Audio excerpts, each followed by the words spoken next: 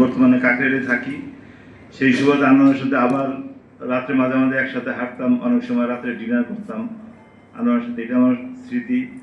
তবে আনোয়ারের কখনো আমি মলিন মুখ দেখিনি, এটা আমার জন্য বিশেষ স্পেশাল একটা স্মৃতি।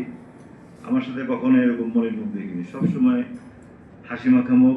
সর্বশেষ আনোয়ার আমার আব্বাকে আইসিইউতে হাসপাতালে দেখতে গেছিল। ওই সময় রাতে আমরা একসাথে ডিনার সেরেছি কয়েকদিন। তারপর গত 22শে নভেম্বর আমার আব্বা মারা যাওয়ার পরে 23শে নভেম্বর জুরেন কবরস্থানে আনোয়ার, সাব্বির, ইয়াকুব তিনজন আমার সাথে সর্বশেষ দেখা। ওই জুরেন কবরস্থানে আনোয়ারের সাথে সর্বশেষ আমার স্মৃতি আছে। তো এটাই, আনোয়ার খুবই একজন ভালো বন্ধুসুলভ মানুষ ছিল।